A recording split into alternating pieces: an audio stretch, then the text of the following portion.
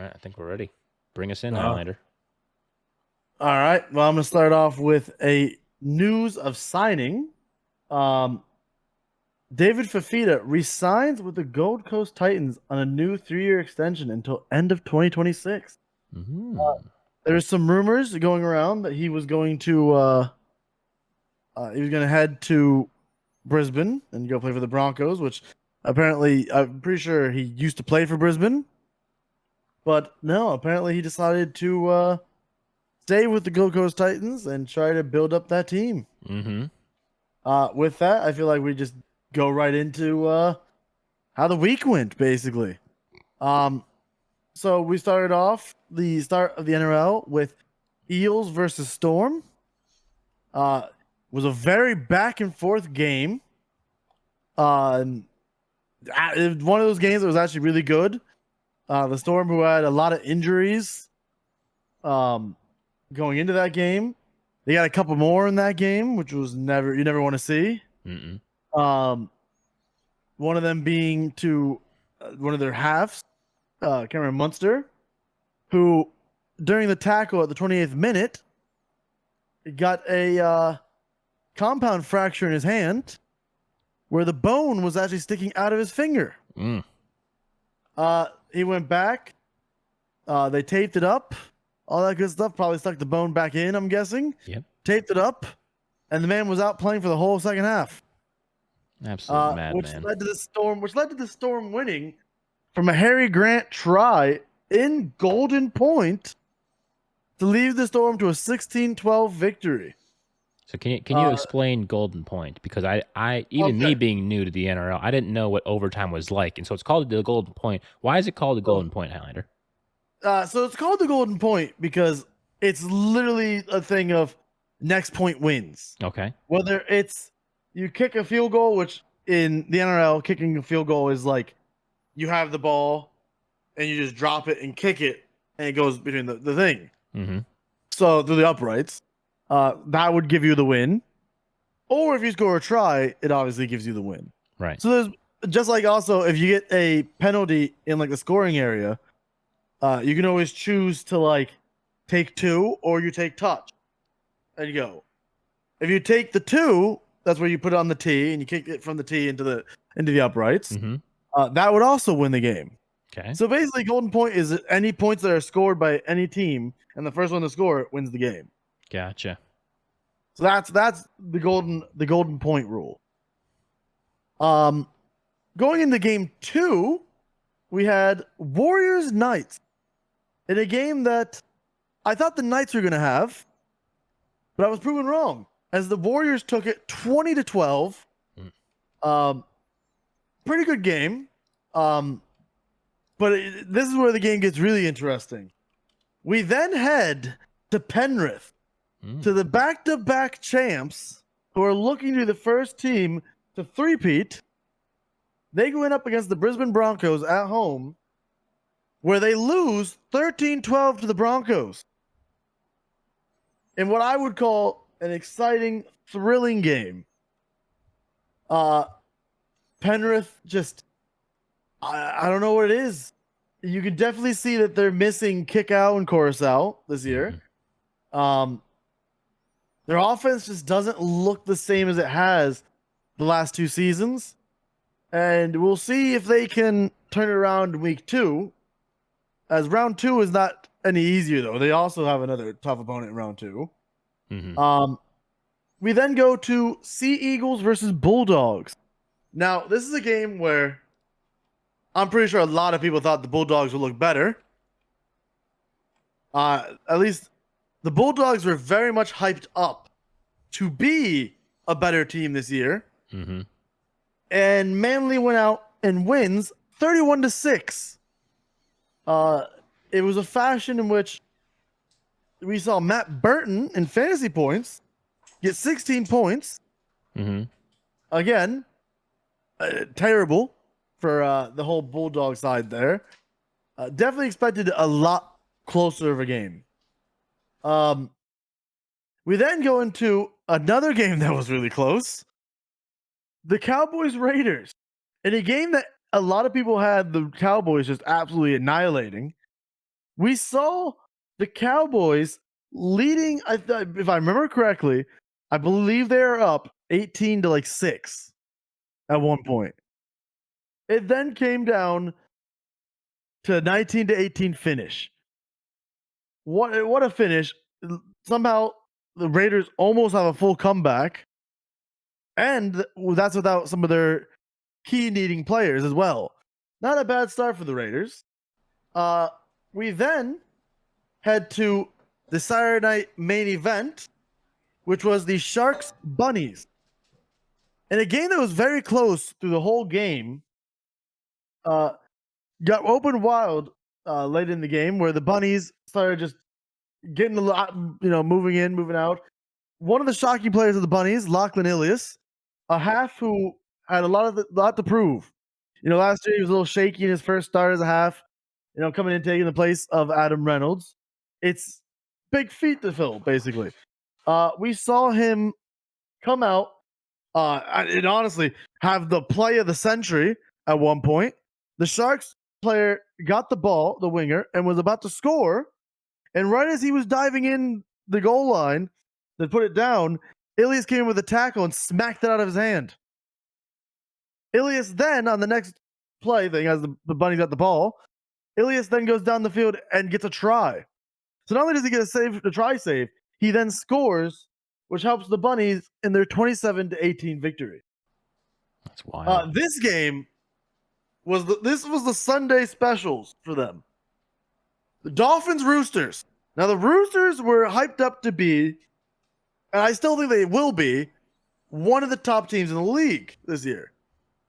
Well, the Dolphins decided to come out and say, well, don't count us out yet. As they come out and put up 28 to beat the Roosters 28 to 18 in what a lot of people are calling the shocking first game. We then move into the last game of round one of West Tigers versus the Titans. This game was another one where, with some of the pickups that the Tigers have done in the offseason, everyone had the Tigers basically, it was either going to be a Tigers blowout or Tigers are going to win this closely. Mm-hmm. Well, that didn't happen at all. Gold Coast comes out and beats them 22 to 10. I mean, there was some coaching decisions that were a little weird. Like, for instance, you sign a big play hooker this offseason, and then you have him come in off the bench, which is a very weird tactic and makes a lot of people say, why didn't you start with Coruscant?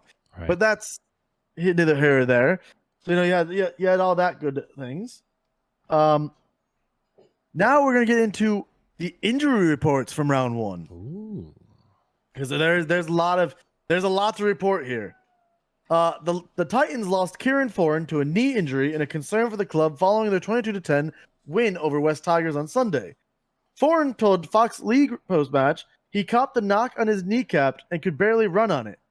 He will have the injury assessed with Titans coach Justin Holbrook, indicating it was most likely a PCL injury, then ACL concern.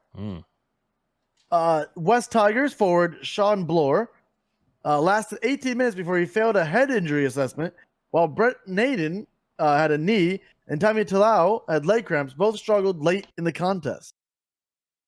This is one where it starts getting crazy because it's like a star player. Rabbitohs star Latrell Mitchell will be monitored after he played through the pain barrier in the side's 27-18 win over the Sharks.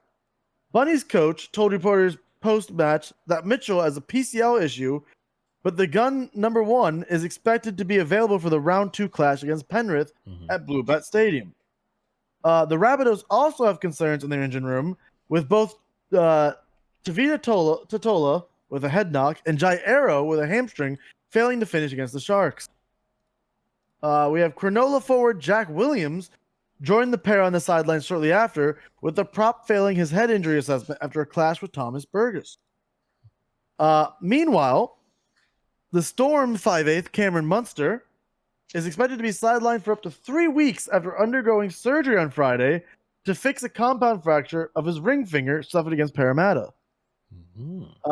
Melbourne winger Xavier Coates is also expected to miss up to 2 weeks after suffering a sprain to an SC joint and attempting to make a tackle in the second half. Panthers forward Scott Sorensen sustained a Category 1 head knock during the side's 13-12 loss on Friday and will need to go through concussion protocol to be available for round 2. Knights back rower Tyson Frizzell was sidelined during Friday's Knights clash against the Warriors after failing an HIA in the 13th minute of the match, while teammate Kalen Ponga was taken from the field late in the game but passed the HIA before full time and will be available in round 2. Newcastle coach Adam O'Brien expects 20-year-old center Christian Mapalangi to play again in 2023, despite confirming he will require shoulder surgery. Fellow Newcastle backs Greg Marju and Dane Gagai are on track to be available for round 2. And that's all the injury news we have for the NRL this week. That's a lot of injuries. Yeah, it is, honestly. It's a lot of, round 1 injuries that you don't want to see. Hopefully a lot of those injuries aren't serious. And, hopefully round 2 is a little bit better. And, hopefully not as many injuries. Yeah, I agree. And I watched a good bit of rugby this past weekend. It was great. It was amazing. I didn't stay up to watch it with you boys in the, at the 1:30 a.m. call time that it is for rugby matches to go live. But I did watch because I was determined to find my team this weekend. And I have found them, ladies and gentlemen. Oh. I am jumping ship of the Canberra Raiders, and I'm going with the Parramatta Eels. I'm gone. I'm already gone, actually. I already changed my team on NRL.com and everything. It's official.